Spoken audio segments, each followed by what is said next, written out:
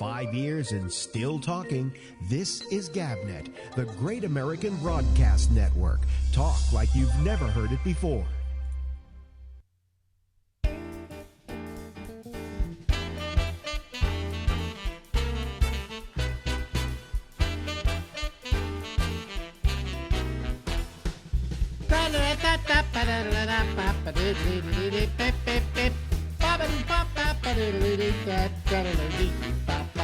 Hey everybody, how are you? This is the Ramble, and I don't know, I think I'm a little out of sync tonight. I don't know. Maybe I am, maybe I'm not. I can't tell. Once it gets out there, it's a whole different story. But anyway, it doesn't matter because we're going to go over and talk to somebody that we love to talk to once every couple of weeks, and here she is.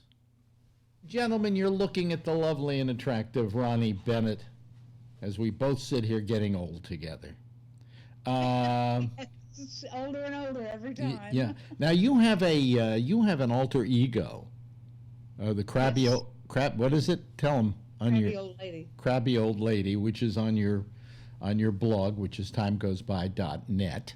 Whenever I really want to bitch about something, I write in the third person as crabby old lady. It kind of keeps me from getting too nasty. Yeah. Now you said maybe you're crabby old lady today. Oh yeah, not enough sleep last night. I'm tired and I'm crabby. Now, you don't like to stereotype old people, but isn't that kind of stereotyping old people because they always think that old people are crabby?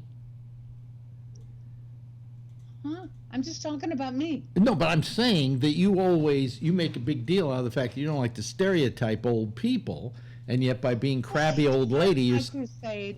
It's part of my crusade. You see, it would be okay to make jokes about the get off the lawn old man or crabby old lady if we were treated as equals with people of all ages. We are not. Mm-hmm. So I try to find a balance between that ideal that I would want. Right. We are equal with every other age group in the world. Yeah, well, but dream on. Along with, the normal human thing. And sometimes you're really crabby, and I'm crabby today, and I don't like the question. Yeah. Well, as I think I said to you once before, as time is going on, I began to suddenly realize why old people are crabbier and why they do yell, "Get off my lawn." Because I found myself in those "get off my lawn" moments sometimes, Like, there are people down on the street at 3 o'clock in the morning yelling and screaming at each other, and I want to, pour water on them, Yeah, I would do. Yeah, I might even do it. Now, would I have done that when I was younger? I said, you can't lift the bucket anymore, right? If I was younger, I'd probably be on the street yelling is what would happen. You see, if people are accepted for what they are, mm-hmm. I think every kind of group, it doesn't matter. I mean, there are hundreds of kinds of groups, thousands.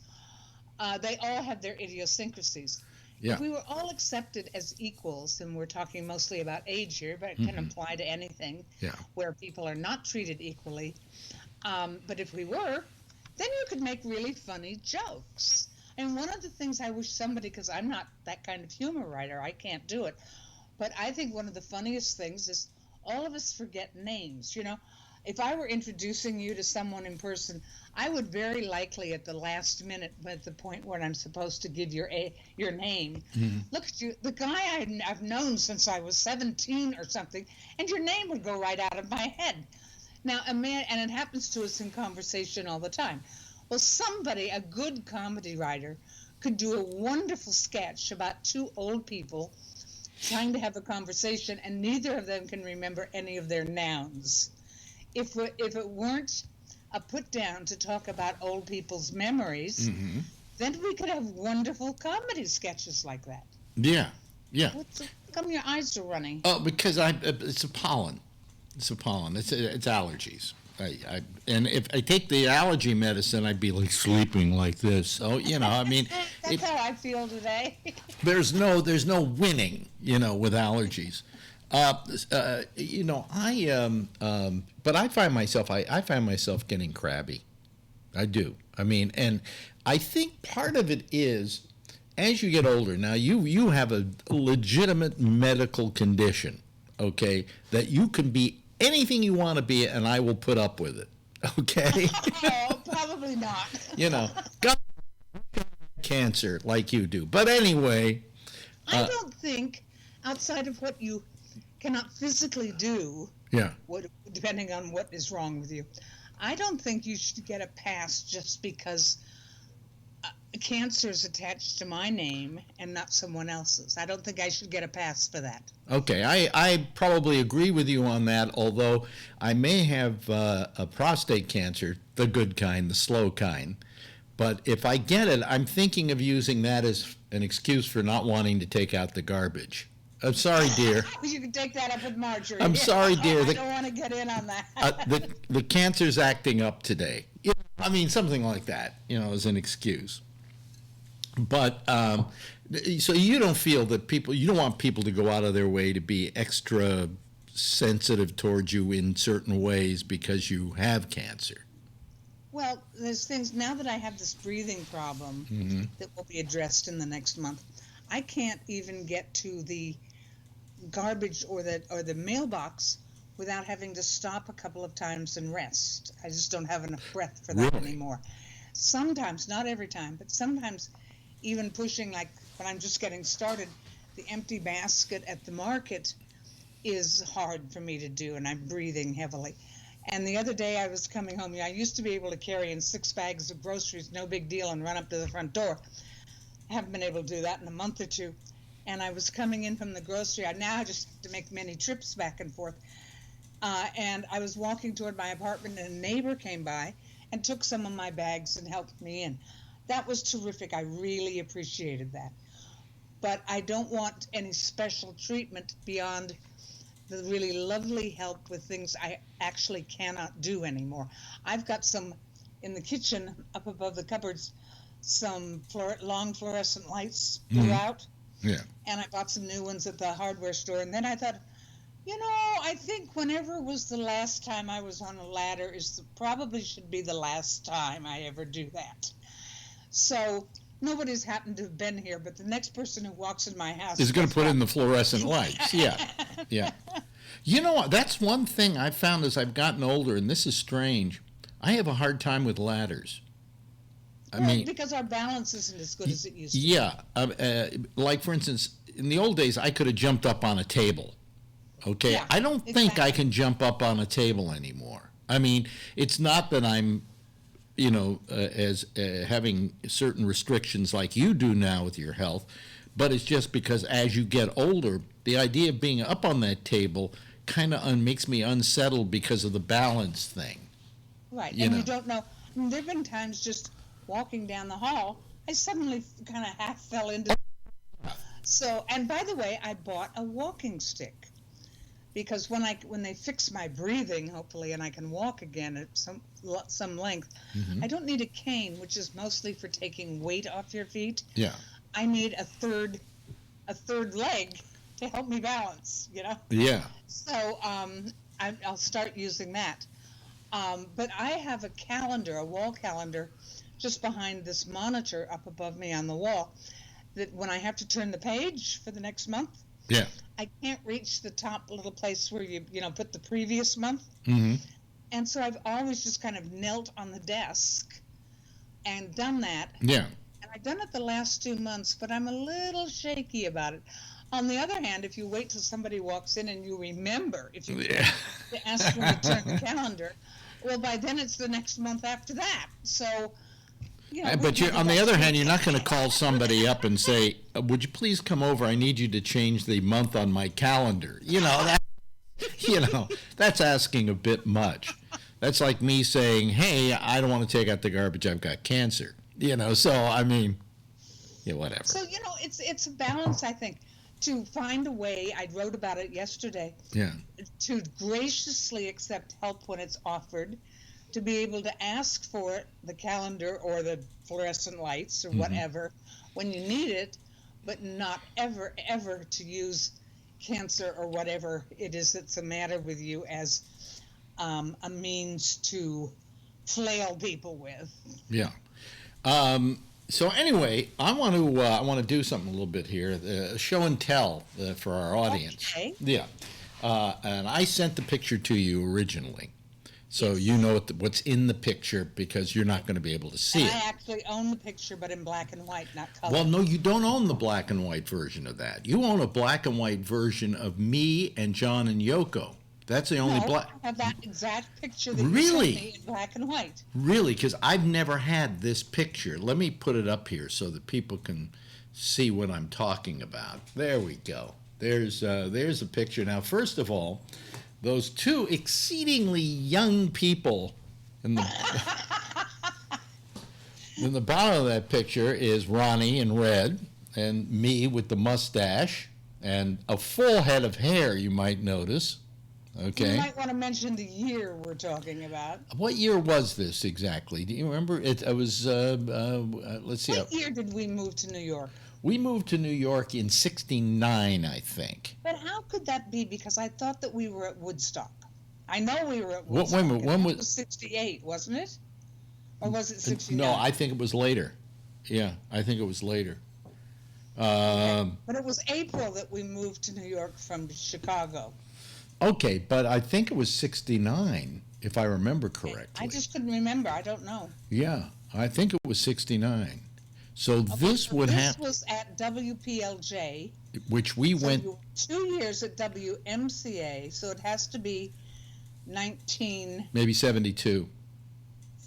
No, because you and I broke up in 71. Okay, this is this is one of the problems with getting older. Is this constant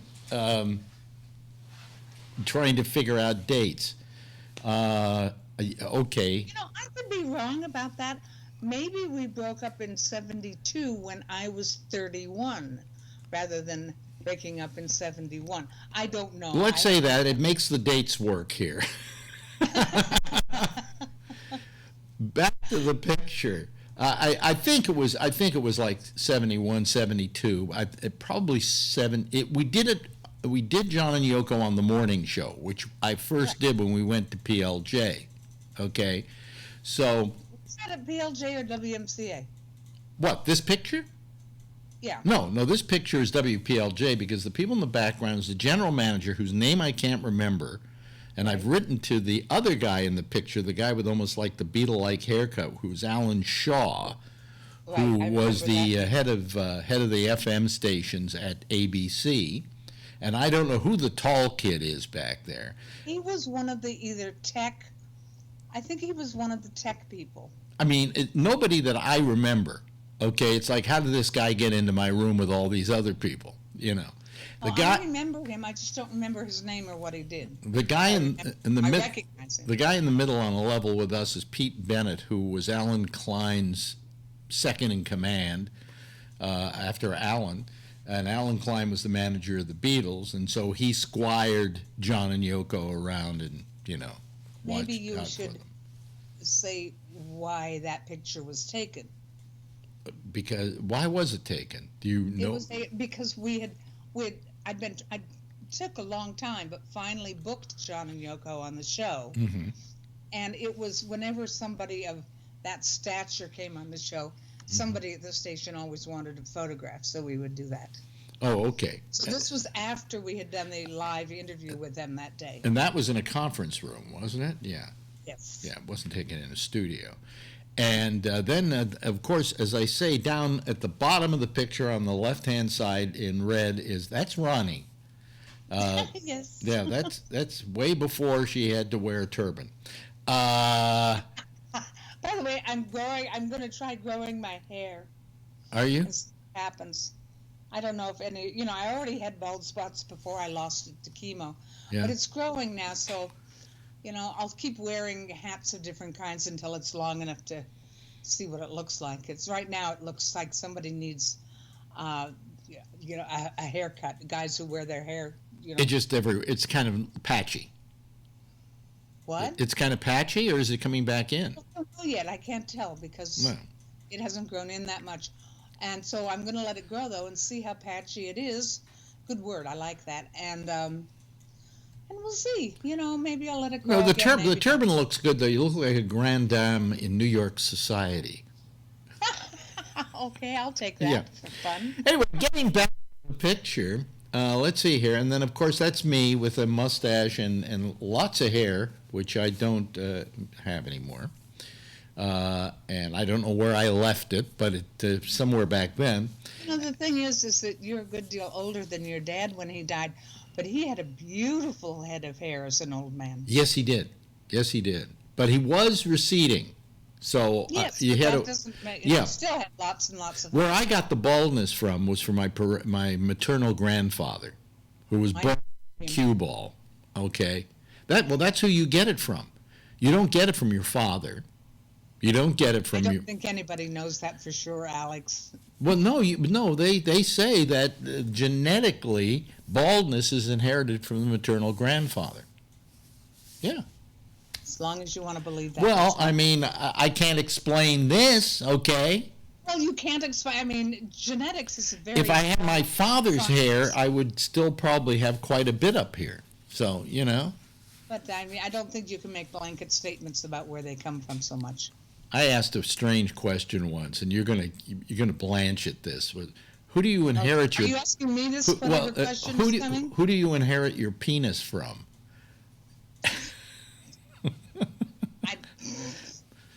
I have no idea. Anyway, just a little question. Back to the picture. You always go there. How do you do that? I've managed to do it because I think lower than sometimes Donald Trump even thinks. So, But back, and then the two on the right-hand side, I don't recognize. Who are those two people? Let's see here. I think his name was John and her name was Yoko. Oh, those two you're talking about. Yes, I'm talking about those two. Yes. I never had this picture in black and white. I have a black and white picture. I'll track it down and send it to you. I have a picture of me with John and Yoko, and we're all sitting at a table together. And that's the one that I have had up until now. And then my ex-producer met up with some people at PLJ, and they sent him letters, and they sent this. And I have never seen this photograph before. So. Oh, well, I've got 2 or 3 from that session. I'll track them down and send them Oh, good. Then I can collect the whole set, Yes. If it weren't for people like Albert sending me this and other people sending me other stuff, I mean, there are people sending me audio from WPLJ that they used to record at home and collect the shows. I've seen it online, recordings from the old shows. Yeah.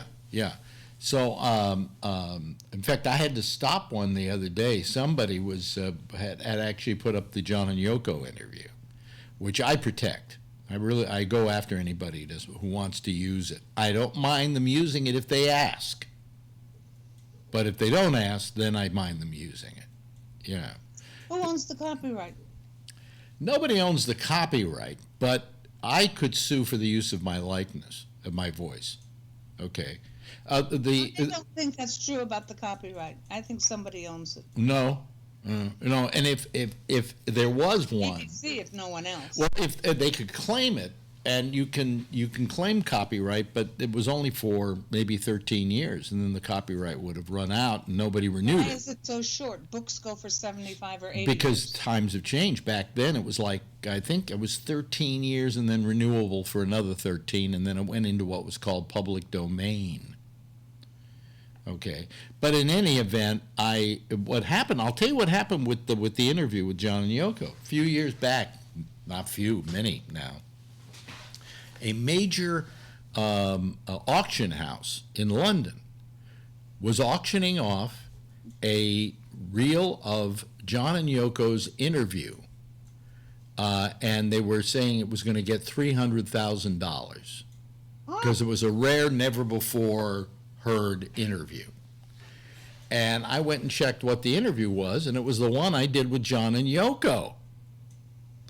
So I have a copy of it. I've always had a copy of it. Anytime I've gone to another station, I've upped when it was on reel to reel, so then I upped it to like a CD, and then I upped it to an audio file. I've kept it in pretty pristine condition. And I got a hold of the auction house in London. And I said, to begin with, the tape you've got is a 7-inch reel. Right now I'm looking at a 10.5-inch reel, the bigger reels. I said, that's the master. That's a copy that was probably given to John and Yoko, that we would make a copy and send it to people. And I said, you don't have any rights over it, and the one you're selling is not the master. And then I said, and now what I'm going to do is I'm going to take this interview, and I'm going to put it up on the internet in a form that everybody can download it. I said, so I think you ought to stop with the auction. 2 days later, there's a news item. Auction house decides to withdraw John and Yoko tapes. And what I did is I took the money factor out of it. You can go online, and I have posted the John and Yoko interview. You can listen to it anytime you want to. And I've done it because I didn't want anybody to ever be able to make money off of it. So I've devalued it. So. Was it a good interview? I don't remember. Oh, it was a terrific interview. Don't you remember? In the middle of it, he threw up. That's not what makes it wonderful. Well, what happened was in the middle of the interview, we're sitting there, right? And a guy walks in. He's going through some rough time with his ex-wife. No, this had to do with the Beatles, Eastman suing Klein, suing John, suing the other Beatles. Everybody looking at this, Alex. Yeah. Well, anyway, the point was, this guy walks in, and I said, who are you? And he said, oh, John Lennon? He said, yeah. He says, oh, I'm a big fan. You're terrific. By the way, you've been served. And he served him right there in the studio while we were on the air. That's one of the things. I think that. Yeah. And John then said, I have to go to the bathroom. I have to throw up. And he left the room to go throw up. He actually was so nauseated by this event. Wonderful conversation, Alan. Well, I mean, it's a little bit Beatle history that people might like to know. But okay. Anyway, so don't you remember that? Yes. Oh, okay. Never got to tell the story, though. I mean, I don't know. Well, I very seldom tell the story, so there's some people now who have heard the story about how John Lennon almost threw up in my studio. Yeah. Well, it's better than the time that Morris the cat scratched me.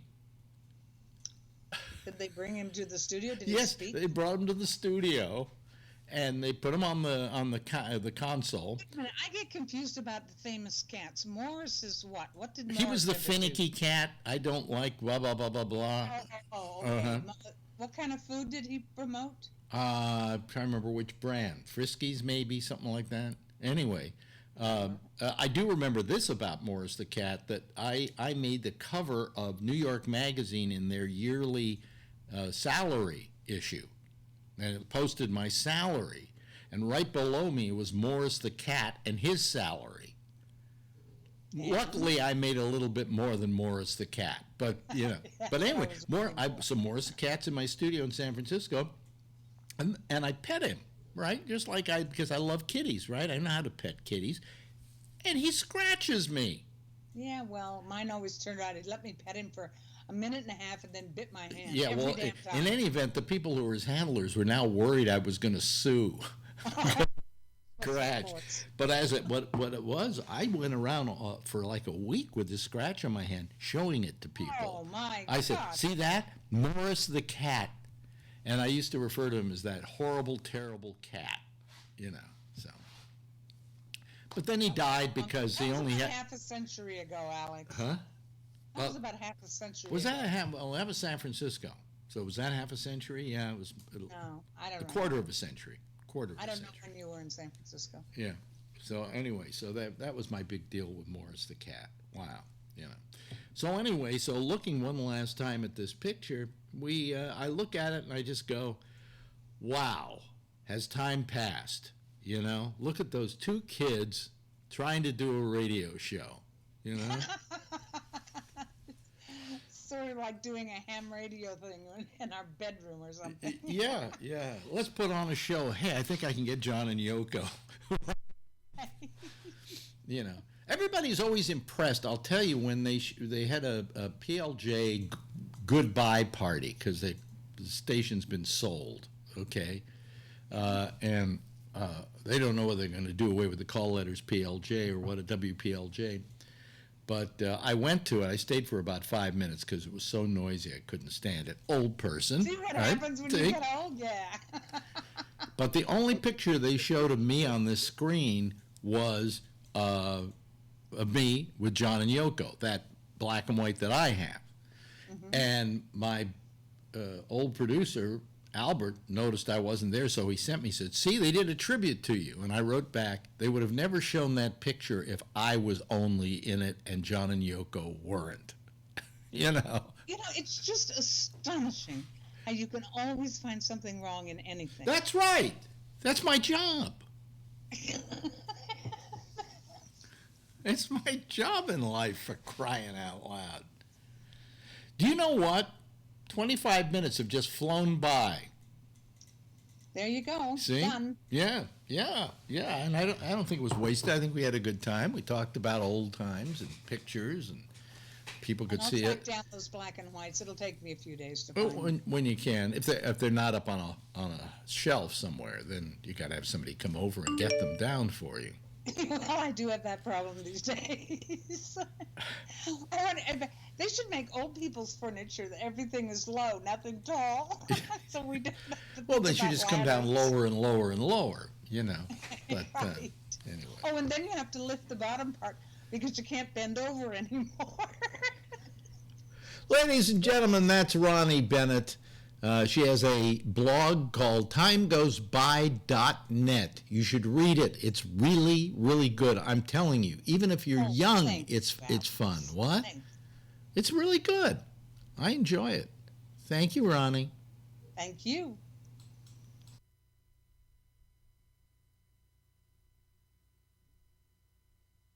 And still talking, this is GabNet, the Great American Broadcast Network. Talk like you've never heard it before. Well, everything's fucking up on me tonight. I was over-modulating on the interview, and I just tried to, let me see here. Can I go back and forth? Now it's working. I see. Okay, all right, we got a little problem here. Transition, okay, can I do this? There we go. And it won't go back. Oh well. I give up. Okay, folks, I give up. Ho hum. Let me make sure about something here. To make sure that my hotkeys are working correctly. Yep, there's my hotkeys. If I go clear and then I go there, and I go there, okay, and let me see here. Let me clear that, and let me go here, and go to that, okay, and then I go okay. Now will this work fine? There it works, but it won't work the other way. Son of a bitch. Well, I give up. I give up. None of this is working tonight, right? But I don't care. We'll just, do what we can do here. And I open up the lines now, and people can start calling me. And I'll just get through this for 2 hours, and then we'll hope that this works fine tomorrow night. For some reason, this was doing this problem where I have buttons here that I push to make things change, okay, and they don't necessarily change sometimes. I have no idea why. So then I have to completely cut the show from shot to shot by hand rather than by pushing little buttons, which makes my life a living hell. And then I did that interview with Ronnie, and I didn't notice that I was over-modulating, which was fine. Let's see here. Here comes Charlie Wallace. Wait a minute. Hold on a second. Let me go back. There we go. There we go. There we go. Are we back and forth? No, you see? It doesn't go the other way. That's amazing. Anyway. Hello, Charlie. Charlie. Hi. I'm here. You're there. Okay, can you hear me? Yes. Oh, okay. Good, because everything else is fucking up tonight. I don't know why that shouldn't fuck up too. Let's see here. Here we go with Phil Meyer is calling, and he probably will just immediately jump into one of these slots because, well, maybe. Oh, there he is. See, I told you because he was there before and did the show once before and had that happen. So, okay. And, gee, you know, who was at the top the other day? Jason. Yeah. No, it wasn't Jason. No, I'm not. No. It was, let me see here. I can look. It was Josh Wheeler. Josh, that's what I meant. Josh, Yeah. Jason, Yeah. Josh, that's what I meant. So anyway, I'm not going to move the screens back and forth as much as I normally do tonight because I have to do it physically. What do you push one to the other side of the room? I don't know. Something happened. Anyway. And then the interview with Ronnie, I was over modulating when I recorded it. You know, one thing leads to another. I should just give up doing this. The interview sounded fine. Well, Yeah. it was you didn't hear it. I could hear it. See, I got the earphones. So, Well, I was watching it on YouTube. yeah. It sounded fine. Yeah, anyway. So we need one more caller to put up there at the very top because these two already got their spaces that were there from last week. Yeah, we reserved them. Yeah. So give us a call. We're here. We're ready to go and to talk to you. Anybody watch Jeopardy? No, but I heard about the guy didn't make it. Yeah. Well, he finally lost? He finally lost. The librarian. Well, yes. But what's happening on that show that's not good for that show? Guy's dying. Huh? Is that no? That's Alex Trebek, isn't it? Yeah, but that has nothing to do with what I'm saying. Well, you said something's happening that's not good for the show. Well, no, what's not happening that's not good for what's happening that's not good for the show is that this guy, James Holzhauer, or however you pronounce his name, learned how to game the system. He learned the process, you know? And so that's why he was able to like win. He knew he had a strategy. Knock out all the high numbers first, where they don't like you to do that on Jeopardy. They like you to start at the top and work your way down. But unfortunately, that didn't play in his mind. And then he also knew how to figure out where the double Jeopardy thing was. yeah, it's where all those things were, and he gamed that system to the tune of almost $2.5 million. But he needed to know the answers. Yeah, but that was the hard part. The rest of it was he's a gambler from Las Vegas, poker player, right? And so he knew how to game this system. Well, this woman comes along, Emma Betcher, and she comes on and plays the game just like he plays it. And she knew exactly the system because what had happened was when she was younger, when she was in high school, she auditioned for Jeopardy and didn't make it. So she went back and studied the show, so much so that her thesis in college was on Jeopardy. And she analyzed 22,000 questions that had been asked over the period of the length of the show to see what kind of questions they would ask, how they would phrase hard ones, and all of that. So she first auditioned for the show when she was a senior in high school and wrote her master's paper on the game show as an information science student at the University of North Carolina. In her 70-page final paper, Betcher explored whether certain characteristics of a Jeopardy clue could predict its difficulty level. She said that she wanted to determine if a computer could predict whether a clue was easy or difficult based on the words it was using or the length of the clue. In essence, she was asking if there was a material difference between a $200 clue and a $1,000 clue. And that's the kind of science she employed that beat him. Okay? Wouldn't you think that $1,000 clue was harder than a $200 clue? You would think so. Yeah. And it is. But she learned how to game that system. I mean, she learned how things happen. Now he played it better than she does, because I watched her tonight and she did the show. She won like $25,000, you know, but she wasn't really burning up the track like James Holhauser. He had it down to an absolute science, but what she doesn't have going for her is the gambling instinct that he has of taking the risk, you know. And he, you know, I mean, he lost fair and square. And I think in a way, I almost think he threw it, to be honest with you. I understand that the question he lost on, he only wagered $1,300. Yeah, that wasn't his normal kind of wagering, you know. Now that was in the final Jeopardy. But he was taking the chance that safe? she was going to not answer it correctly, and therefore, because there was no way he could beat her if she answered it correctly. Oh, she was ahead of him? Oh, yeah. Yeah. Oh, so okay. Well, she beat him fair and square. And she bet enough so that if he bet all of his, she would beat him by $1. Oh.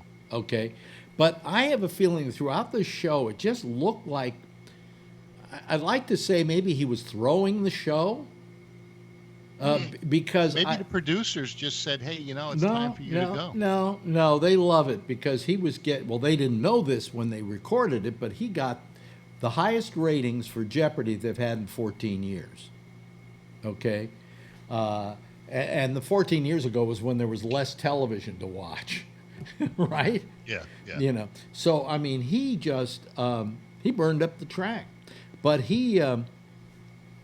I think that he was coming close to beating Ken Jennings' amount. He was within $54,000 of beating Ken Jennings, who was the last biggest winner of Jeopardy. And I think he didn't want to do that.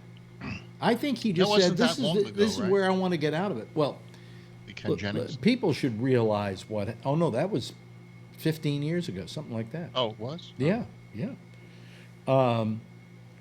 Here's the deal, and here's the thing that I thought was kind of interesting, is if you think about it. Now, what was I going to say? I forgot completely what I was going to say. You thought he wanted to throw the show? Well, not that he wanted to throw the show, but here's the thing. He was within $54,000 of beating Ken Jennings' record. I think he didn't want to. I think, here's what I was going to say. Here's the thing you don't know about Jeopardy. To begin with, this woman who beat him yesterday didn't really know who she was going up against, because they were recording those shows back in March. Yeah. Okay? So she was going blind into that show. She didn't know this guy had gone for almost 30 shows without losing. They didn't say anything? Huh?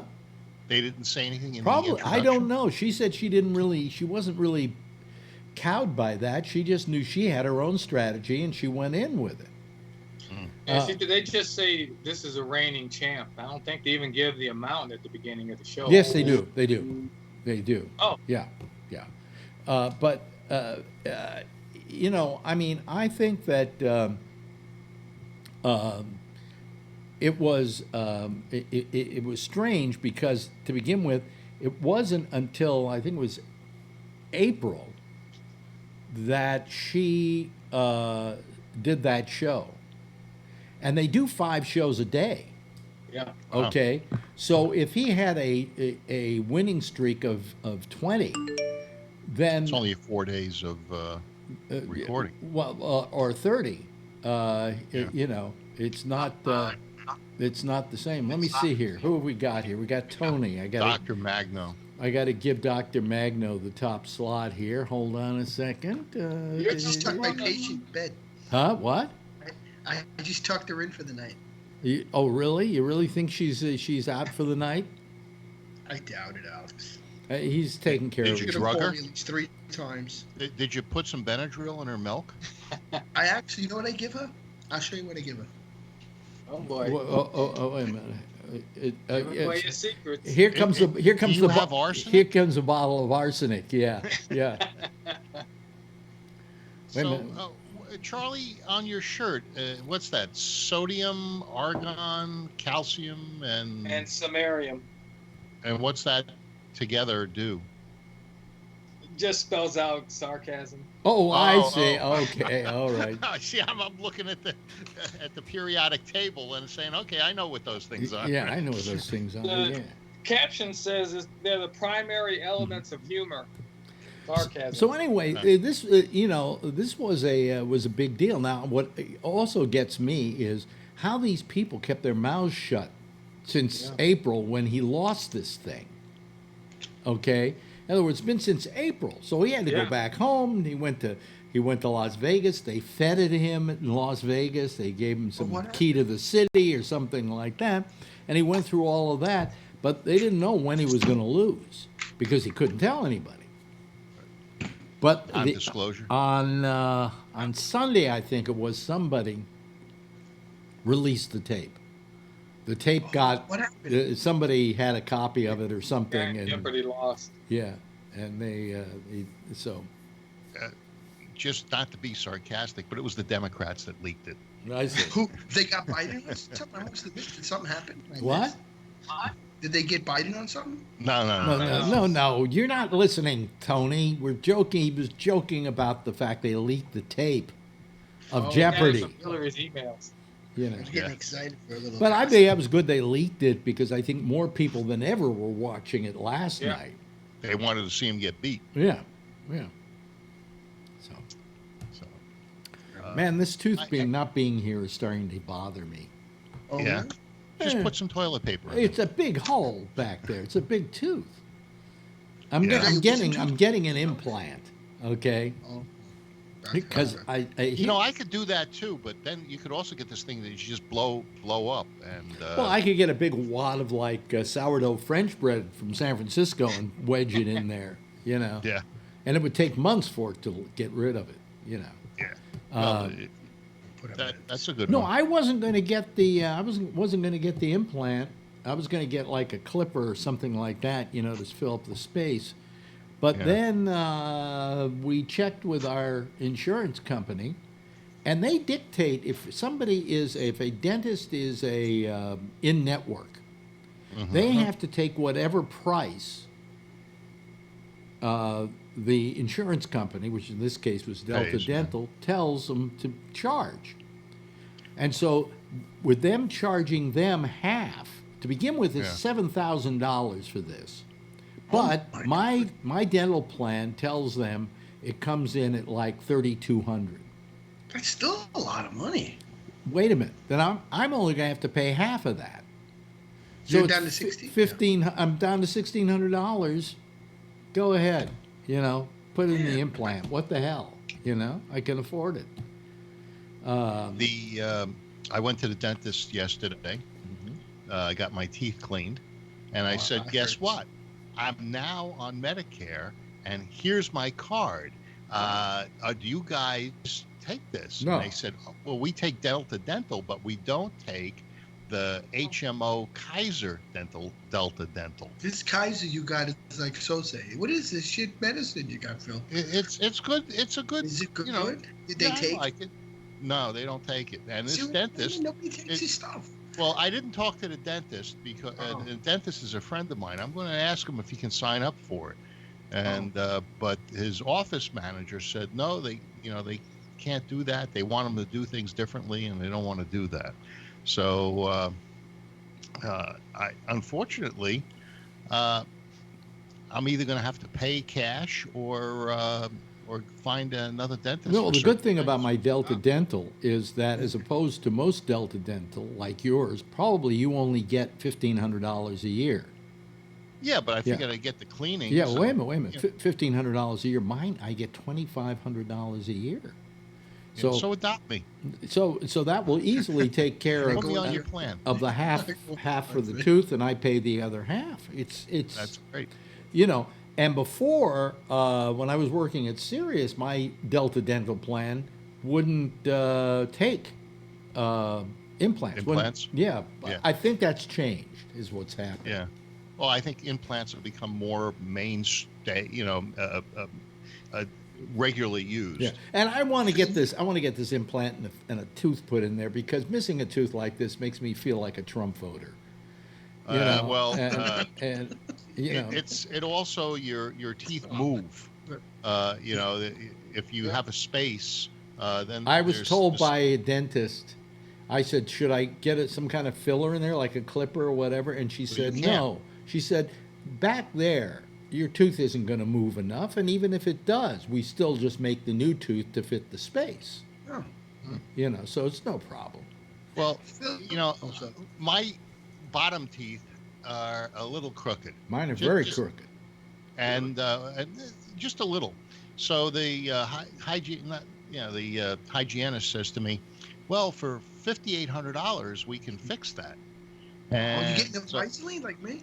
Well, no. I looked at it and I said, for $5,800, these teeth are staying crooked. Yeah, I tell you the same thing. They don't look that bad, Phil. They just $5,800. How much they charge you for the cleaning? You don't mind me asking? $175. Oh, that's what they charge me too. Yeah. That's about what they charge. Alex, the cleaning is the worst part. It hurts because they're picking at everything. Yeah. No, it doesn't hurt. What they numb the gums. No, they don't. No, not for cleaning. Yes, for cleaning. And for cleaning, they do. They have this gel, and they put it all over. Really? Yeah. She didn't do that to me. She was just working my gums. Well, that's because she doesn't like you. Cavitron, which is this water jet thing. And then when they're done with the water jet, they start chipping away at it with a dental tool. Yeah. Did you get x-rays, Phil? Not this time. Because they only do it once. Yeah, don't let them do it twice. That's dangerous. You get cancer. Well, you can get it again, Grove.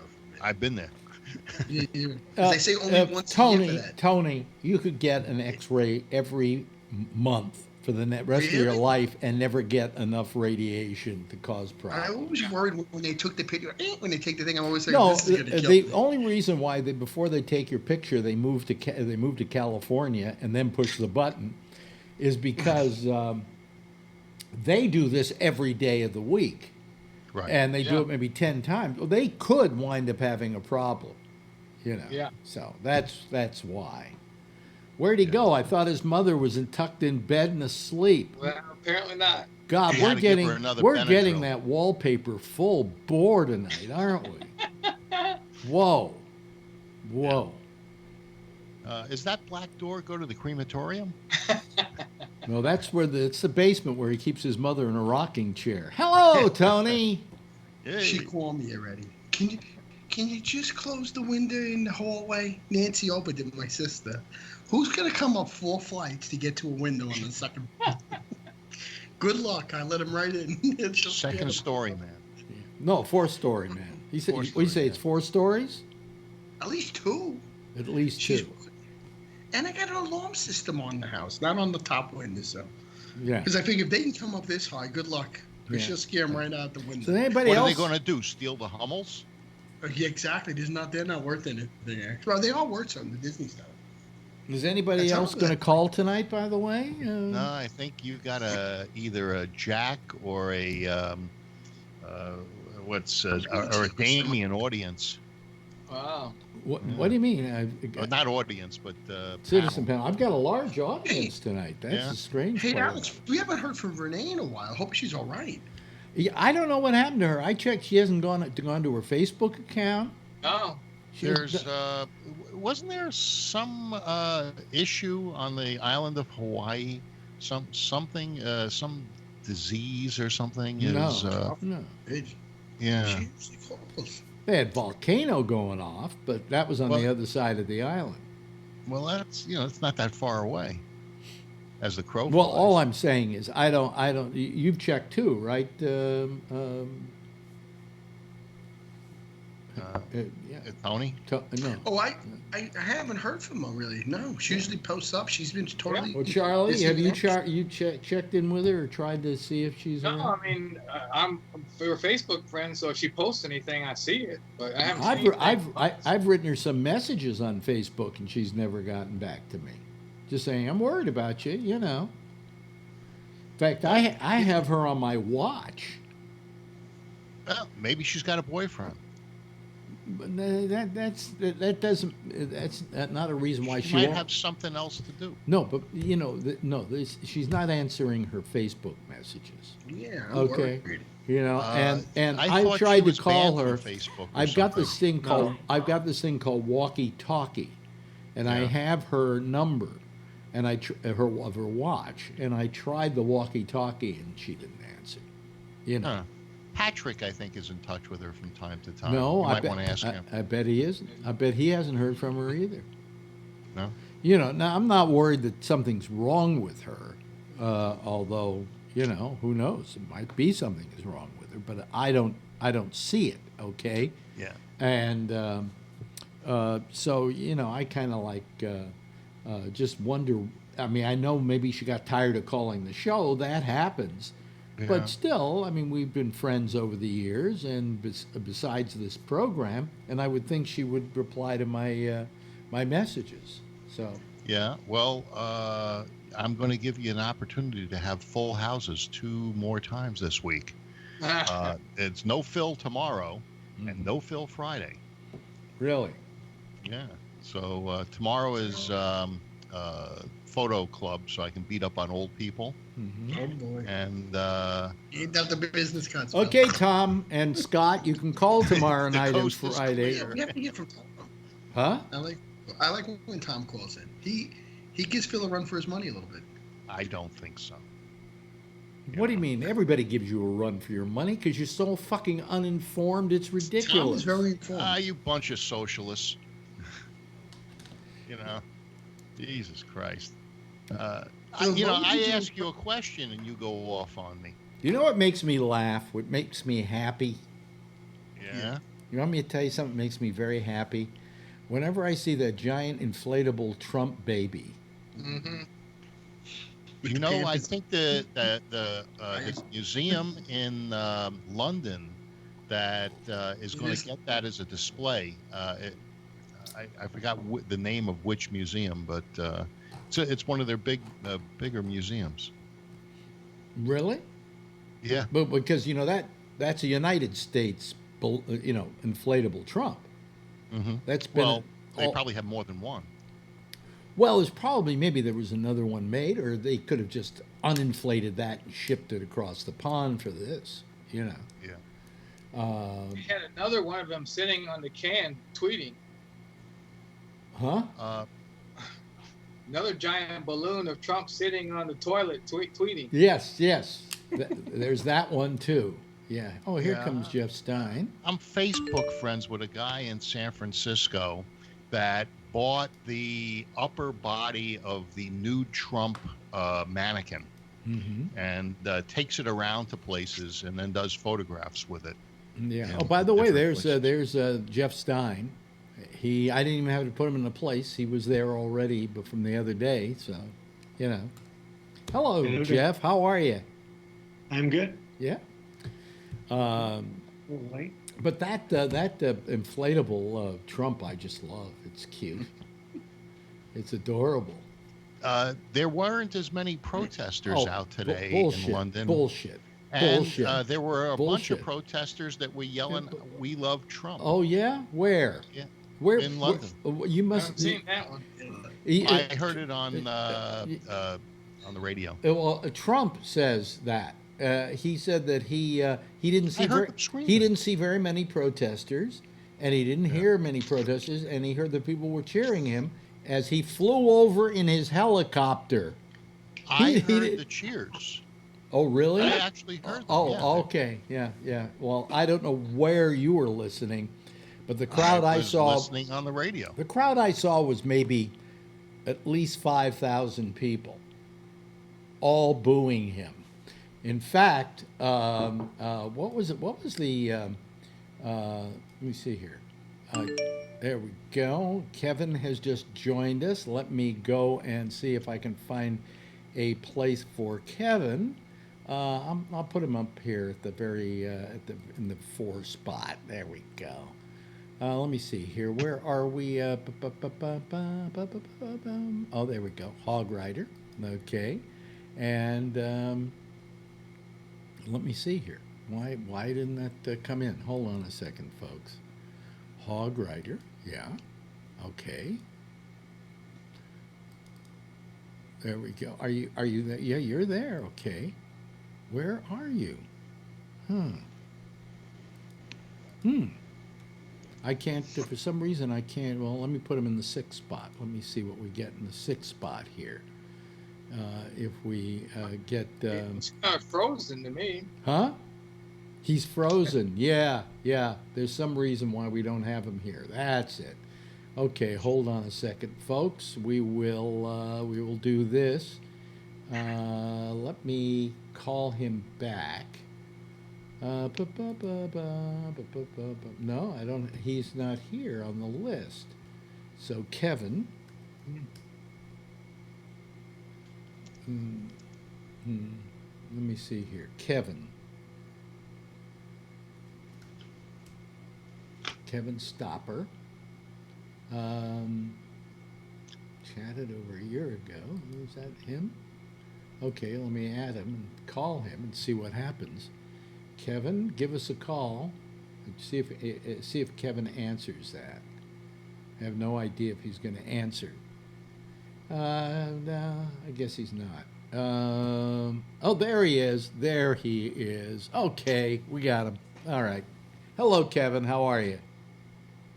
He's frozen again. Boy, Yes, he started to say something. Somebody at his house must be using video games or something online. But now he's frozen again. Oh, well. He'll call back. Wow, what is that about? That is strange. That is very strange. Hang on. Oh, there you are. Okay, hang on. Am I back? No, you're still frozen. Am I back? I can hear him. No, you're... Give it a second. Yeah. Give it a second. Yeah, give it a second. There you go. He's moving now. He's moving now. Okay, there you go. There you go. Da-da-da-da-da-da. Hey, Kevin. That was me. That was all me. How you doing, Kevin? Now he's not frozen. Okay. How you doing, Kevin? Okay, let me just make sure I'm on my right network here. Okay. You had a bad Wi-Fi network. Is that it? Yeah, for some reason, I've got an extension here that goes down the stairs, and it jumps onto that for some reason. Yeah. I don't know why. It's Okay. a 2G extension. And it's really slow. Figure it out. That was a hilarious part of his press conference today, was Trump saying that the people loved him in the streets and so on. And all of a sudden you're seeing a shot outside on the streets, and people are... The best one I saw was... Night King for president. that was a reference to Game of Thrones. Just another prick with no wall. That one went over me. But I don't know if you know, that's what I was putting up. I don't know if that froze on that or not. But that's what you're talking about. Yeah, that Now, was. What's her name? Renee was using that picture as her her Skype icon, picture. Yeah. Yeah. My daughter loved it. How did you guys? Weren't you guys just really thrilled by the diplomacy our president was able to engender in his visit to England? Huh? He did a good job. Yeah. Did you? By the way, did you see him in that tuxedo last night with his pot belly hanging out? Why was the vest so long? I don't know. I think somebody had it out for him when they fitted him for that. I thought the rental place sent the wrong vest with the coat. Well, that coat was for the Rabbanowitz bar mitzvah, and. But I mean, can I ask a stupid question? I'm not making fun of his weight, but Alex, when he gets dressed like that, are people afraid to tell him, "Listen, you just don't look good like this"? No, everybody's afraid to tell him that something's wrong. Otherwise, he wouldn't be doing half the shit he does. It's like 2 pounds of bologna in a 1 pound bag. I mean, he couldn't wait to land in England before he went after the mayor of London and rightfully so. And Meghan Markle. The mayor of London went after him first. Now, it would have been okay for him not to, go down to his level. Well, he did. He is, and the level that the mayor of London is a lot more classy in his put downs, because I saw him today and he said, well, what do you expect out of an 11-year-old? I still can't get over when you went to the party that Caramilla was made of you. It's almost like... We're talking about London right now. We're talking about Trump. We're not talking about fucking Carol Miller. I know. I found that funny. Yeah, I'm sorry about that. Let's get back to Trump. I don't know where that came from. She's yelling at him. That had to be funny. I wish I was there. Like, what's up? Oh, it was hilarious. It was very, very mean of her. Very mean. I like what you said. 30 years later, she's still got a grudge. 30 years later, she's got a grudge. That's how much of an effect I have on people. I mean, I find you humorous because it's like, I can't believe this. But you're right, Alex. Trump, he's always fighting with somebody. Well, I mean, I thought that when you're going somewhere on what is considered a diplomatic visit, it's not anything else but a diplomatic visit was the main reason for it. You don't go there and start yelling about people and calling them names. And then the worst part is putting down, the Duchess, Meghan Markle, when her husband shows up at the reception, because he's got to be there because he's the prince. Oh, my God. And he stands at the bar. Yeah, you know what I would have... want to go back He was standing back there with Ivanka. And I think if I were him, I would have looked at her and said, after what he said about my wife, anybody else would slug him. I think that was taken out of context. She had posted something. I think it was on Twitter. In 2016. In 2016, when he was running. Somebody showed it to Trump. In 2016, when he was running. Trump said, that's nasty. My family. And so they made it Trump said, I didn't know she was nasty. Not you know what was nasty? Okay. She said if Trump gets elected, do you know what she said, nasty. Phil? Do you know what she said? No. Then how can you make a statement like this if you don't know what she said? I heard the comment. Well, what was it? What was the comment, Phil? I heard the comment. What was it? Around Trump. Well, what was it? Well, Kevin just said it. What? Say it again, Kevin. I heard she was nasty. No, that's what he said. That's right. But what was the nasty comment she made? I didn't know she was nasty. And what was the comment that she made? I don't know, and I don't care. Well, you should care because you would know. You would then know that it wasn't nasty at all. It was a political statement in which he said, "If he gets elected, I'm moving to Canada." That's nasty. No, that's not nasty. That's like me saying, if he gets elected, I'm going to leave this country. Is that a nasty remark? No, it's a remark. That would be doing people a favor. No, but that doesn't deserve the kind of response he gave about her. But then he turns around and says the same thing that you're saying right now. He tried to turn it a different way. Yeah, like all I heard was the turn. Yeah, well, you only listened to half of it, and that's why you're a Trumpian. Well, why should I listen to something that she said? Of course not, because if you listen to things and if you knew what was going on, you wouldn't be for Trump. No, I'd still be for Trump. How about those tariffs? How come he had to bring? What do you mean? What do you mean? What do you mean? The new form of the government was. Wait a minute. You mean the new form of taxes? Yeah. Well. It's the only weapon he has left because Phil, he's taxing us. He's costing us 25% of our income. You don't have to eat that stuff. You don't have to buy that stuff. How about the fact that the majority of Republicans in the Senate are telling him do not do this thing with Mexico? Good. Then let the Congress come around and enact the laws that they need to stop what's going on at the border. No, If they won't, no, he has no choice. Phil. The Republican senators got together and said, "We don't want you to do the Mexican tariffs." That's because they don't have balls. Oh, And, Jesus! You know, Huevos. they have no huevos. Exactly. Really? Yeah, you know, I mean, these guys, they're only worried about their real. You know, you're getting like James Holhauser or whatever his name was. You're getting very predictable. Oh, really? Getting? Yes, getting very predictable. went down the wrong way. Shout. Yes, you can Jeff. use Medicaid now. Jeff. Medicare, just in case you choke. Jeff. You covered 80%. Careful. Oh my God, Trump's putting a cursor on him. What's that? Jeff, hold on. Jeff has his hand up. Yes, Jeff. The one thing that I heard that Trump gave the presentation to the Queen, and he had to read it.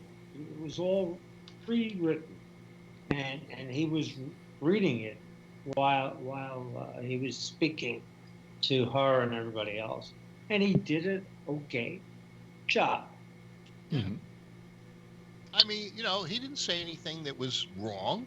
I think he did. He represented the United States nicely in this function. It is the 75th anniversary of D-Day, and it's a solemn occasion where you know, you need to honor those that fought, that you know, gave their lives for the freedom that we have. Yeah, he even mentioned that she worked on a truck. She worked on a truck when she was in the service.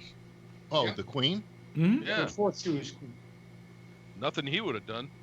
Yeah, he wouldn't serve. He had a spur. Yeah, because he's a draft dodger. Hey, different war. Yeah, Different war. but draft War is dodgers war. are draft dodgers. No, it isn't. Service is service. Vietnam was a different war. Service Oh, is service. now you're distinguishing. You're young enough that. So you can get affected. you were okay with the people who went to Canada? No. Well, yes. I did not That's support nasty. the Vietnam War, and if what they needed to do was to go to Canada. Oh, so that made I just got it.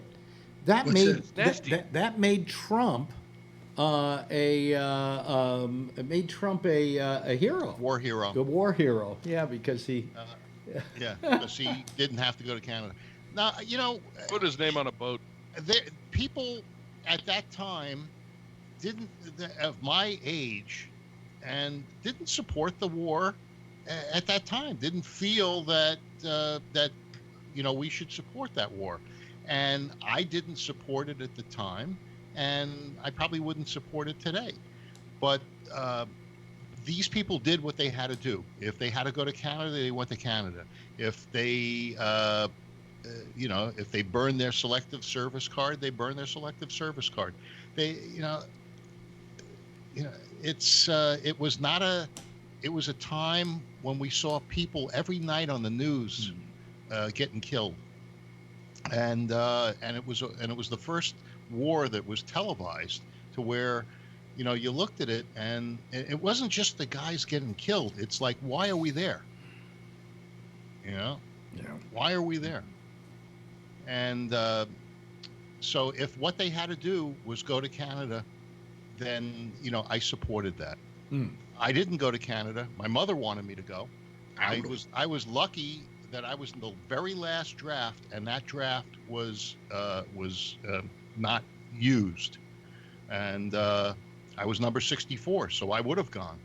You know, they would have taken me. Because my grades certainly didn't allow for me not to go. Yeah. I was the part of the class that made the Well, top it's nice half to know possible. that you have some scruples, but they're only scruples that are self-serving. Not necessarily. You know, did you support that war? No, but I served. You served at a time that I there was a served. police I action. served. I served when there was a police action, and I served during the time of the Gulf of Tonkin. No, you were out. No, I wasn't. No, I same wasn't. time. No, I wasn't, Phil.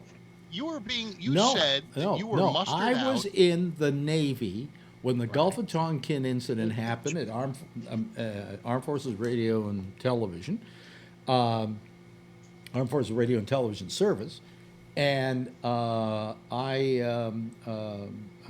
it happened while I was in the service. Now, you shared some interesting information about the Gulf of Tonkin. Yes, which I got from people when I was being mustered out who had been in the Gulf of Tonkin when that happened. And they said what happened? What? That nothing went on out there. Nothing went on. Yeah, but that's not the point. The point is, I couldn't. So you served at a time when nothing was going on. Oh, If Jesus, you're in, Phil. you're in. Something could go on. You're in. Well, Done. You mean that kind of like being a cop, where when you're doing cop work, I didn't try. I didn't. That's right. Phil, right. you are That's so right. full I of agree with that. bullshit. I served my time in the United States Navy. I served my country. You did You not. signed the paper, Okay. you're in. I So put in fuck 20 you. years. Fuck As you. Obama said that if you wanted to go into the Peace Corps or you wanted to do some other type of service to your community. Obama said this? Yes, Obama said this at a time where people were trying to become citizens and so forth. You could serve your community. You could volunteer, do a bunch of stuff if you wanted to. I don't know what you're talking about, Phil. We're not talking about Vietnam. We're talking about Vietnam. Shut up, Phil. We're talking about Vietnam. I gave 20 years to a high crime community without pay. Yeah, okay. So yeah, okay. So if you say you served, yeah, and you were with that force of people that beat up on black people.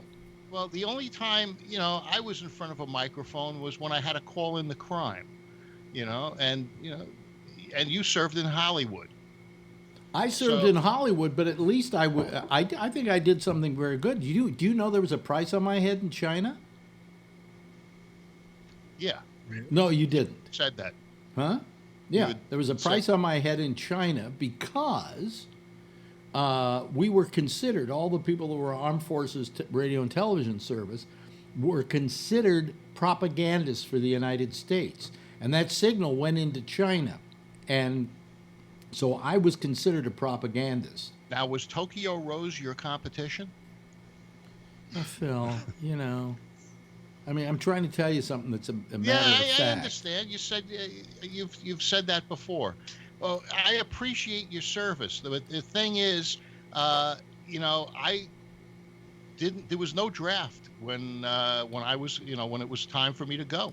That draft was ended that week, so I kind of lucked out. Yeah, you kind of lucked out. What would you? But Kevin says, hey, you should go. Well, but Kevin is 6 years younger than me, so there was no draft there either. Yeah, well, I volunteered, and I was very fortunate. The reason I got an Armed Forces Radio and Television Service is I lobbied for it. No, I didn't know anybody. I didn't have a parent who put a word in for me with anybody or whatever. I just simply got a hold of them and said, listen, I'm being mustered into the Navy, and I'm a broadcaster, and would you like to have a real live broadcaster there?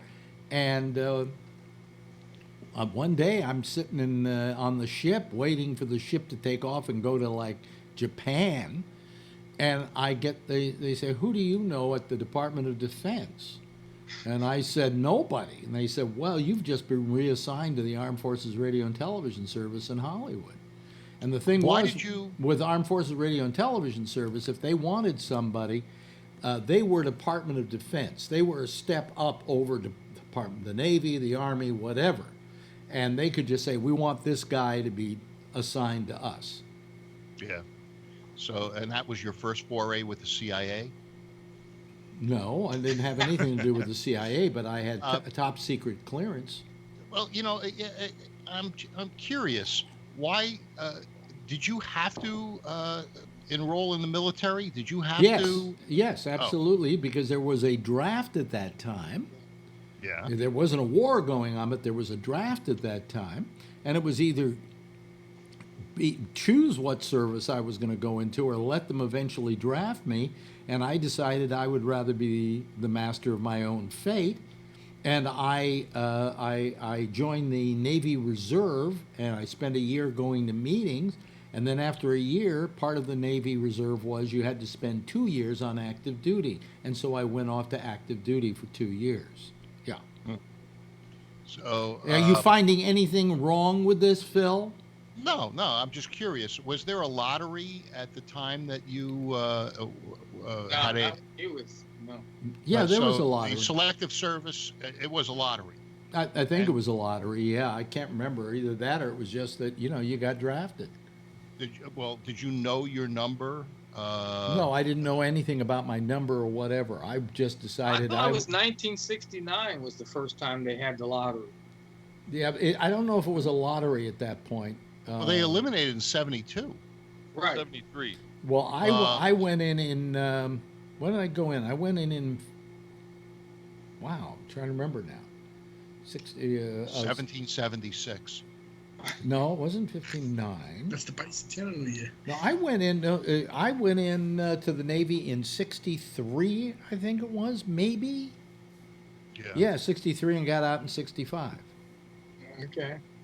So at 65, it was heating up in Vietnam. It already had. The Gulf of Tonkin. The Gulf of Tonkin happened, and that's when we declared war on North Vietnam, predicated on that incident. Did we ever actually declare war? No. I don't think never so. declared war. No. Well, whatever happened, we upped the ante on the whole deal. Yeah. Well, Johnson started bombing Hanoi, right? Yeah. Yeah. Was it Johnson that did that? Yeah. Yeah. Yep. Johnson. Part of the problem with Johnson was, and one of the reasons he didn't run again for president, is he didn't know how to handle that situation. He did not have a grasp on what we would call foreign affairs. He was very much a domestic president, and a very good domestic president. But he admitted he didn't know a lot about foreign affairs, and that thing was dogging him. It was just dogging him completely. Nixon was waving a carrot, and probably an empty one, because what he said was, "I have a secret to end the war," but his secret was to keep it going for another 4 or 5 years, and then pull out. But the problem with Nixon was he had when he first went into office, he was handed a peace proposal, which he then denied and wouldn't go for.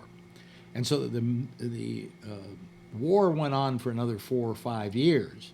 And at the end, he signed a peace proposal. And it was the same exact peace proposal he could have signed 5 years earlier. Do you know that they discussed the shape of the table in Paris for Yes, a we year? know that story. We know that story. But the point is that Tony doesn't know it. What's that? he doesn't need to know it.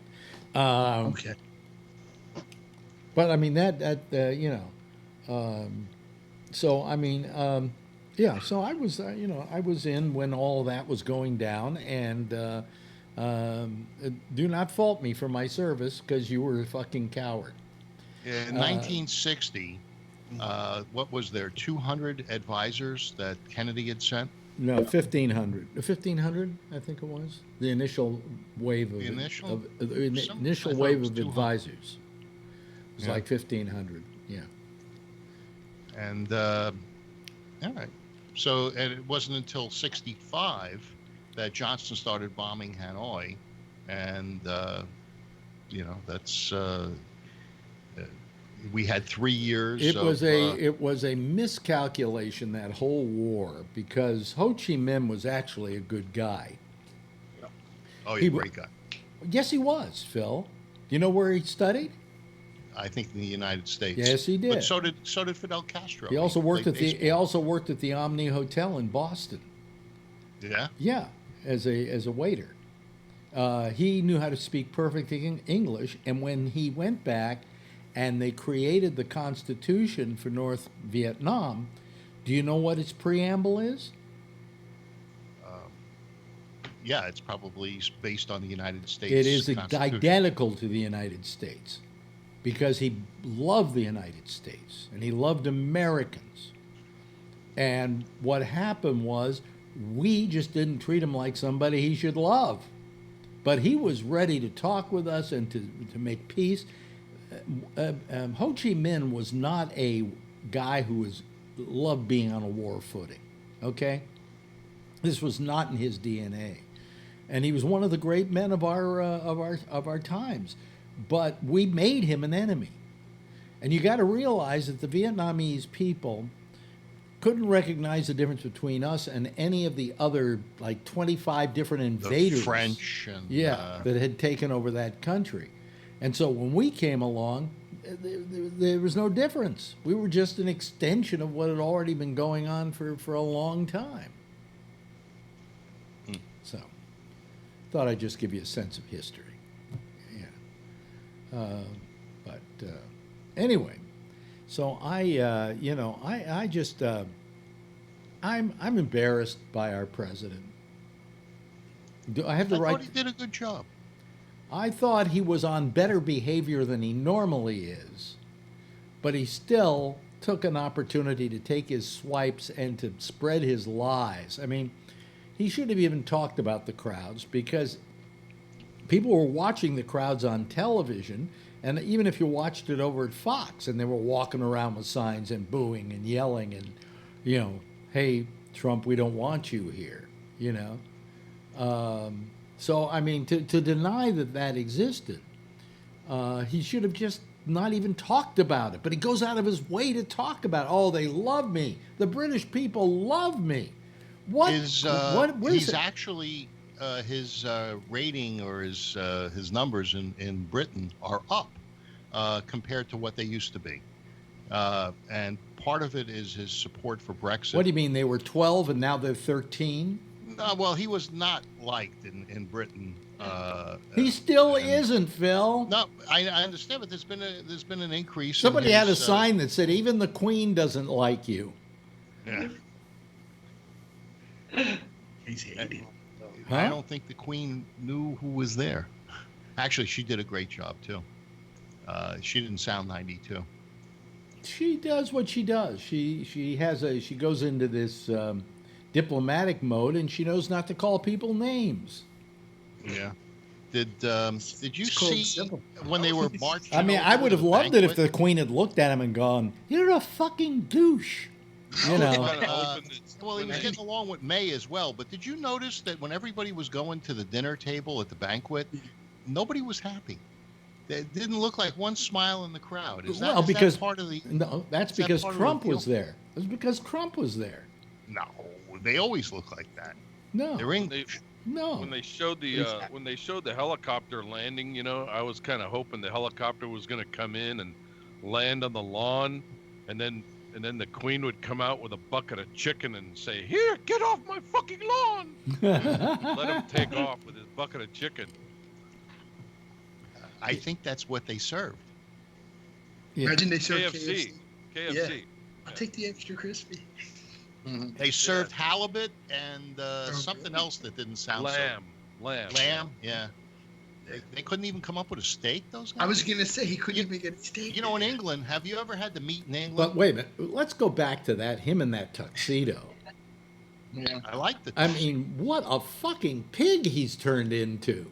Yeah, he has. I've got a skinny tuxedo and a fat tuxedo, and right now I still don't fit in the fat tuxedo. It's just like you said, the clothes doesn't look nice on. Like, it's not about his weight. Like, when he puts that on, doesn't he see like, oh, it's really tight on me? Maybe I should get something baggy. But how good did his wife Melania look?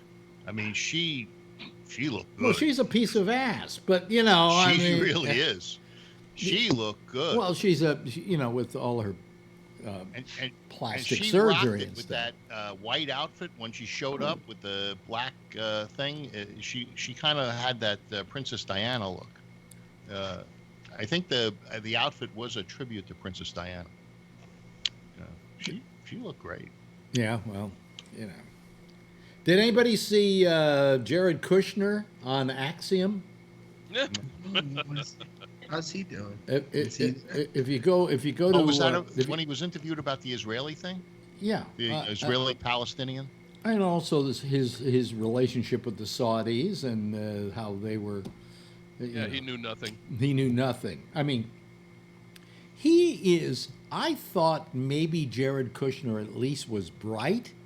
I'm beginning to change my mind about that. He's not really. He's not. He's another douche. He's a puppet. Yeah. You guys are really going for the high quality words in assessment. Yeah. Douche puppet. You know, he's doing things that if he could negotiate a peace with the Palestinians, they're having a summit. The Palestinians didn't want to attend, but what they're trying to do is bring business into the Gaza Strip so that they can create more wealth there and bring those people out of poverty. Oh my God! What are they going to do? Sell them the bowls to beg with? No, they're going to try to get industry to go in there and give people jobs. You know something? He's got very white answers to very non-white questions. You know, it shows he knows nothing about what's going on, has no sensitivity towards it, doesn't realize what the plight of the Palestinians has been over the years, how they are the forgotten people in that whole crisis. You know, how can you forget them? They keep launching missiles. No, they're not launching the missiles. Hamas is launching the missiles. They don't have missiles. The Palestinians are living out in the desert, starving, for Christ's sake. Well, the ones that are in the areas that land was given for peace, that certainly hasn't been the answer. Oh yeah, like that fucking douche Netanyahu, who, by the way, sounds like how you had like. What do you call it? Brad and what they come up with these names? Brangelina, like Brangelina, and things like that. Netanyahu is a name for two people who both use Netscape and Yahoo. Yeah. Netanyahu. Yeah. You know. Talking about Netscape. There was a phony video that was put up of the Speaker of the House, Pelosi. They slowed it down. They changed the pitch. Speaking of Netscape, how do you? Speaking of Netscape, and then you go to that store. Because this is Facebook. Well, they're a little different. To begin with, Netscape doesn't exist anymore. I understand, but it reminded me of this Facebook thing. Facebook gave up the name of the guy that put it up, posted it anonymously, and I guess it's some average Joe Trump supporter, but this is a guy. He doesn't have any money. He drives a forklift for a living. I thought maybe it was sounds Josh. like a Trump guy to me.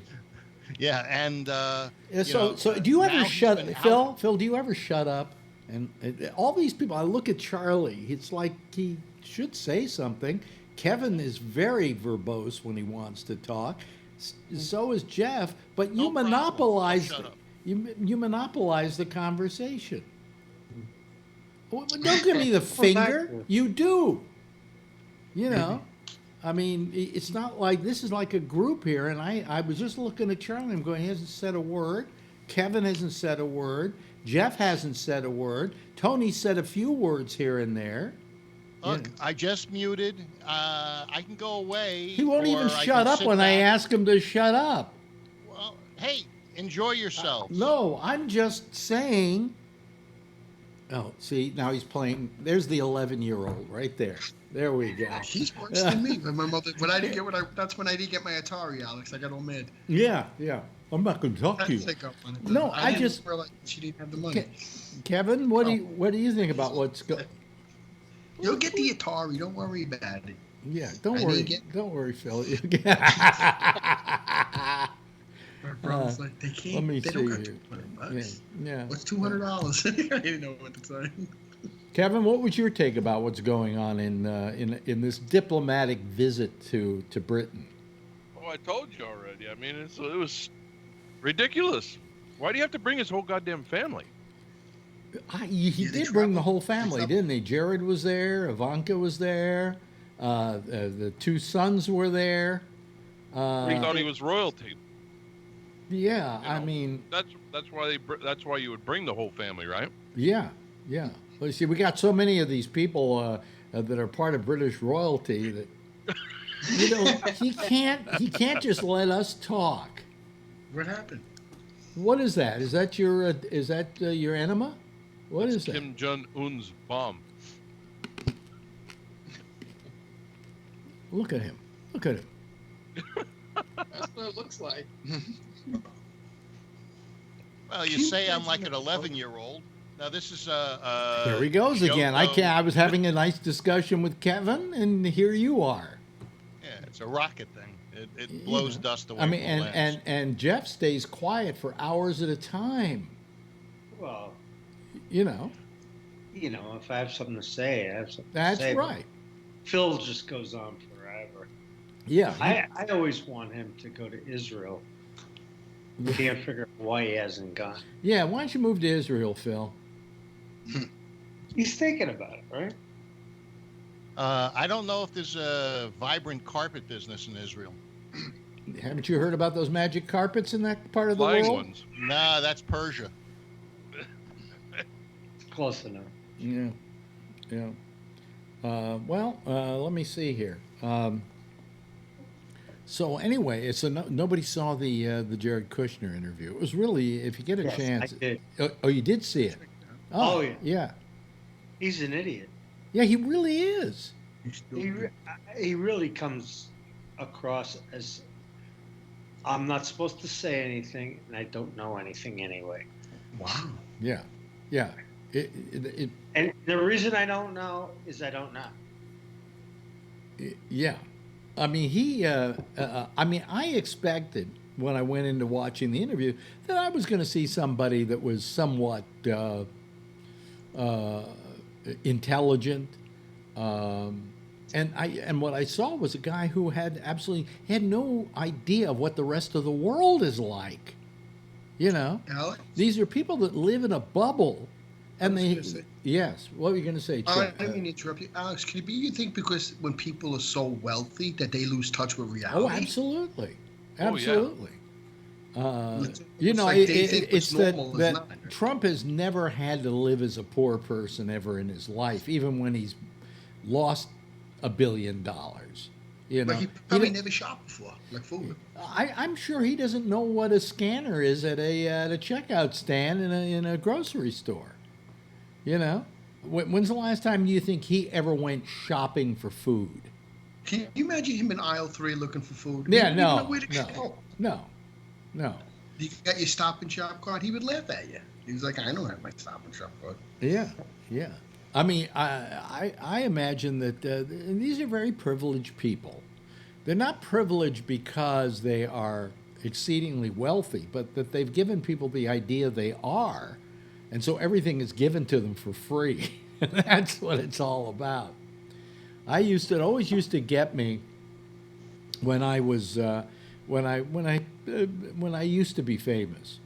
When I would go somewhere and the owner of the restaurant would say, "Oh no, we're taking care of it here." I would go into restaurants and hardly ever have to pay for dinner. And wow. I finally got to the point where I would say to the owner, look, I want to pay for this, and I'm going to pay for it. Now, the day may come, and I hope it never does, that I am so on the down and outs that I do need a free meal, and then I will come in here and cash in on it, okay? But right now, I want to pay. And I always found it weird, the people who can't afford to pay never have to, you know. Yeah, that is strange. You figure, if you can afford it, you got to pay. Yeah, Jeff? Yeah, my question to you, Alex, did you ever use your ticket? No, most of those people are out of business now. They're either out of business or they forget. And I sometimes I would say, look, I'm going to pay for my dinner. Because I want to. I don't want you to have to say, hey, it's free, it's on the house. I said, I've got money, I can afford the dinner, that's why I'm here, okay? I said, but one day somebody's going to come in here and they're hungry. I want you to feed them. You know, I want you to give somebody a free meal who needs it, not me. And they all agreed with me. And then, you know, who knows what happened. But anyway. Oh, by the way, I found out what that restaurant was in the marina that I used to go to all the time, and that I used to take people to. Did I ever take you there, Phil? Probably not. Oh no, it opened up after I stopped talking to you. It was called Iggy's. Izzy's. Yes. I'm going to Bobo's Friday. Yeah? What's Bobo's? It's on Lombard. What's Bobo's? No, what's that?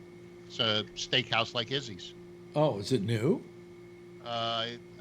It's the first time I'm going to it. Well, Izzy's doesn't exist anymore. Yeah, it does. It does? Yeah. Not at that location. Yeah, it's on Steiner, off of Chestnut. Oh, wait a minute. I did look the other day, and it's still... And then there's another one in Marin. Yeah, I know there was one in Marin, but it wasn't as good as the other one. Izzy's isn't as good as it used to be either. Izzy's, here it is. Yeah. It's the place with all the mustards. 435 Steiner Street. Uh-huh. Yeah. Take the trial. But I wonder if it's still owned by the same guy. And there's Izzy's San Carlos and there's Izzy's San Francisco, but it doesn't say anything about Izzy's Marin County anymore. So, 435 Steiner is San Francisco. The 3345 Steiner. 3345. Well, Yeah. that might be it. It's between Lombard and Chestnut on Steiner. Yeah, I know. I used to eat there all the time, you know. Spent thousands of dollars a year eating there. I used to love it because it was in the neighborhood, and whenever I went in, he made sure I got a seat. That was the other part of being a celebrity. You know. By the way, a lot of people watching us tonight. Yeah. Yeah, I saw the numbers go up when I made you shut up. I wonder if that has anything to do with it. That's got you. You know, and if we can keep it quiet, it'd be 2.5 days without Phil this week. I'll give you, I'll give you 3 if you want. It's, I call to be supportive, but hey, it's not a problem. Hey, I appreciate your support. Okay. I just want everybody else. Charlie, you haven't said anything in the last half hour. No, I'm just listening.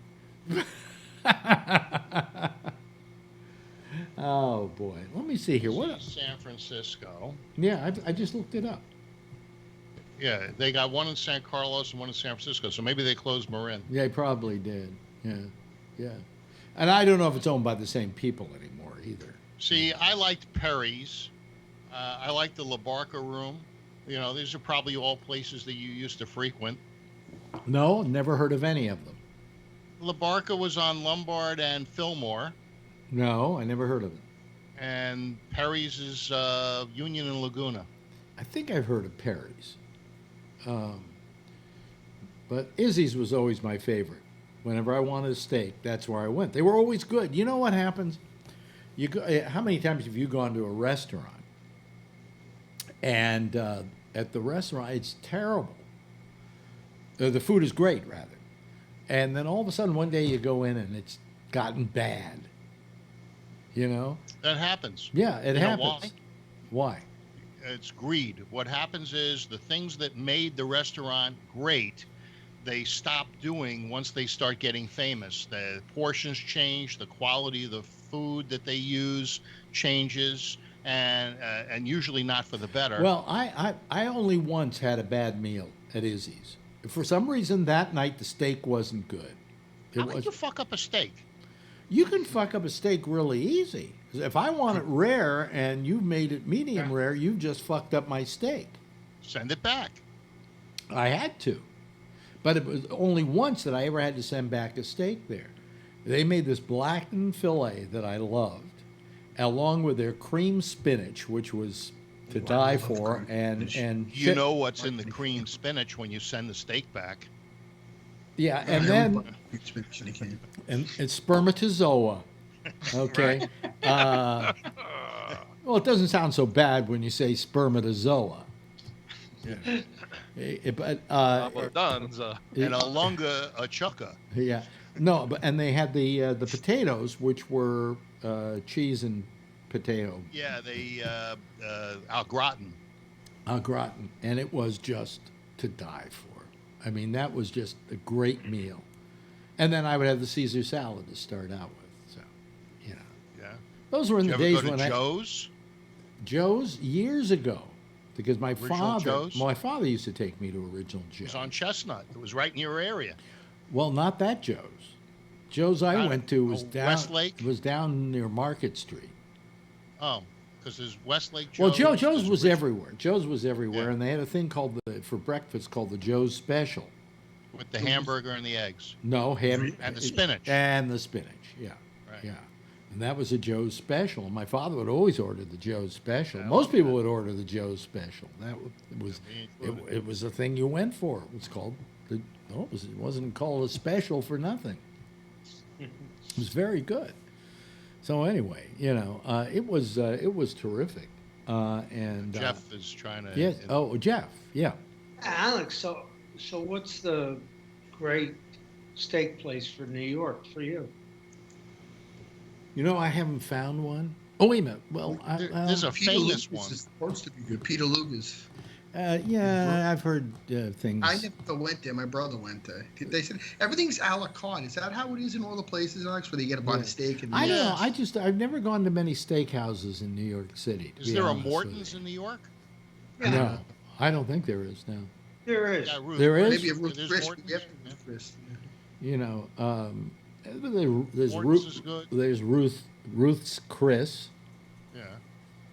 Um, I like Ruth's Chris. It's consistent. yeah, I just don't like it because it's a chain. You know, Yeah. but I do have favorite restaurants we go to. We have one right up the street we go to that is just a wonderful little family restaurant, and it's really Horn and terrific. Harduck? Huh? No. Horn and Harduck? No, the food is great. You know, I like every time we go in there, we're never disappointed.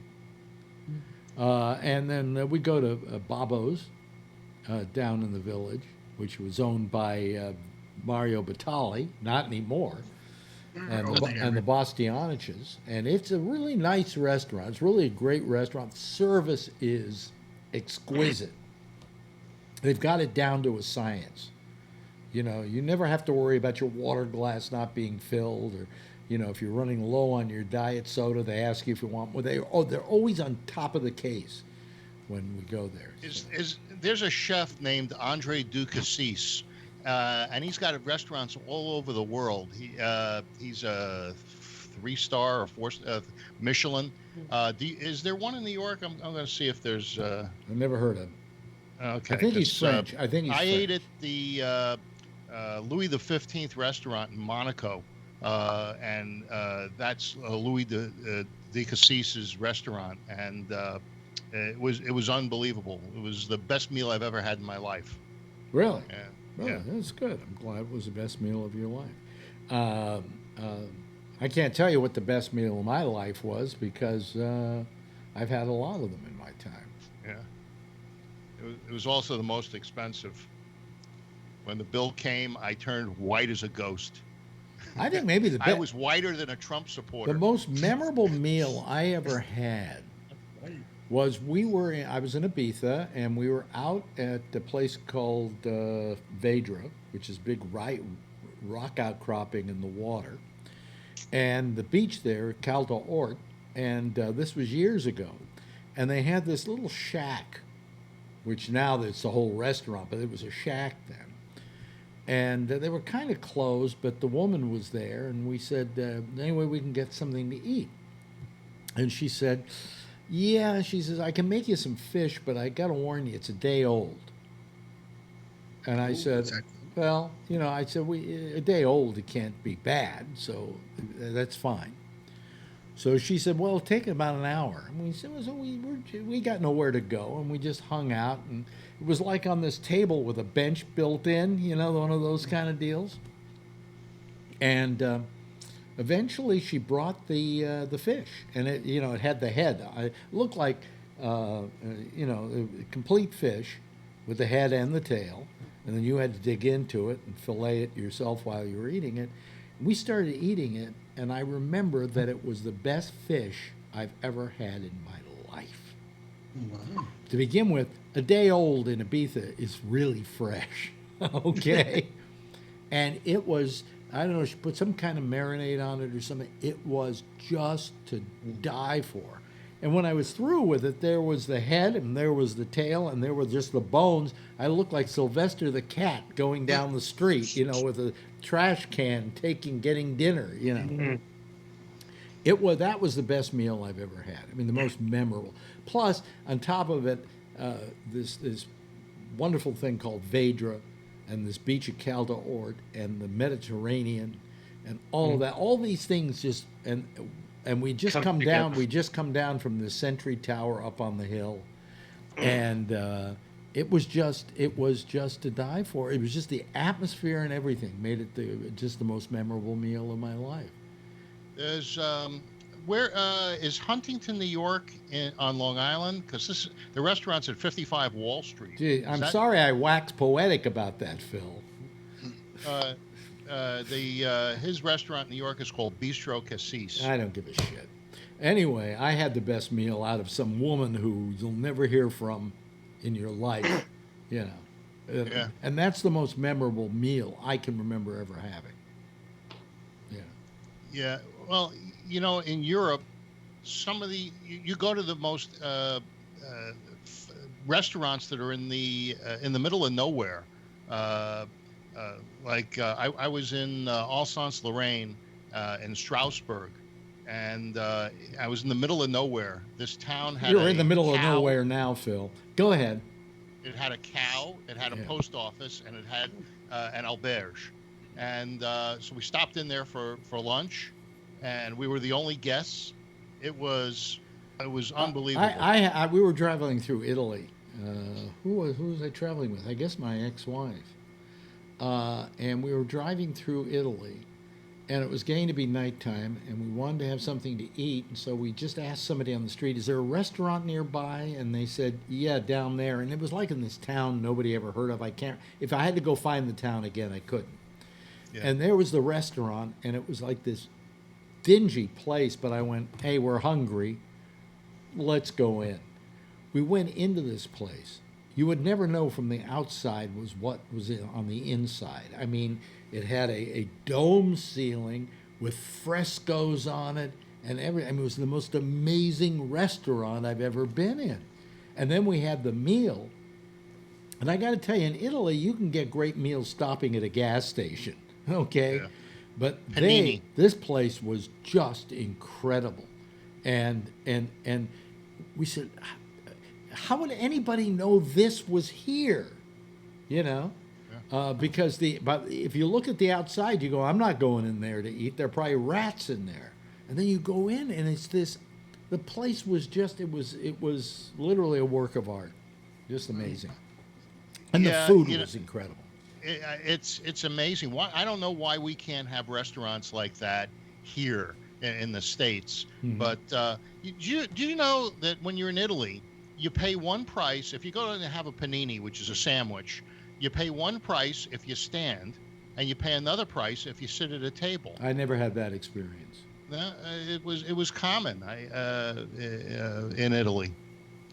Well, maybe you were always sitting because you were. Well, I know. I've spent my time in Italy, and I've never had that situation. No? Okay.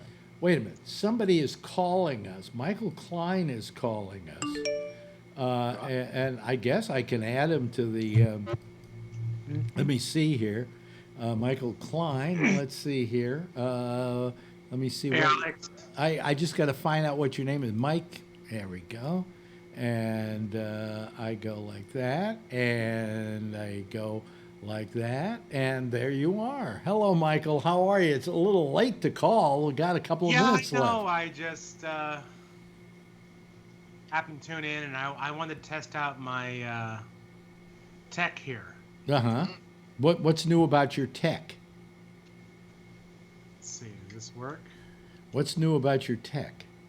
See, I got two cameras. Wait a minute. Hold on a second. Let me make Oh, so he's switching. I see. Oh, you've got two cameras. Where's that camera? It's way up on the ceiling, right? Up in the corner, and then just wanted to see if this really worked on Skype. Yeah. And what are you using to switch it with? It's Wirecast. Wirecast? Oh, okay. You know, you can. There is a free one out there you can use. That I use here. Yeah, but mine's free because I cracked it. You what? I cracked this software. Oh, you cracked the software. Oh, okay. Because Wirecast charges too much money for what it is. You know. I agree.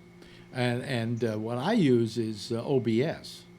Right. Which is. No, that's great, but it's terrific. Except tonight it won't switch, so I've got to do it by hand.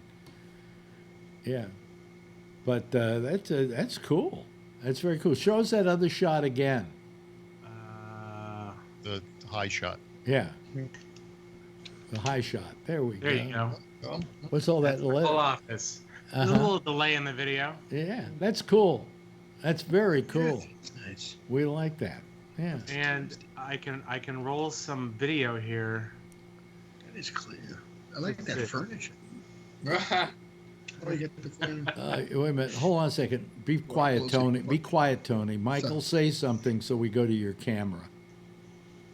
Test 1, 2, 3. Yeah, there we go. Now show us that animation. There we go. Oh, but it's backwards. Inside out. Oh, that's probably Skype doing that backwards stuff. Oh, I see. Oh, yeah, because it goes out backwards. Okay. Yeah. Well, anyway. But I wanted to see if this worked because it's cool that Wirecast can simulate a webcam to go on Skype. Yeah, but it looks good. Looks good, and you're having wine, and he's having coffee, and I'm having my coffee. Because it's Tuesday, I gotta have wine. Yeah, and we're getting close to the end of the show. So, anybody have any final words of wisdom out there? Well, that's a vibrant citizen panel.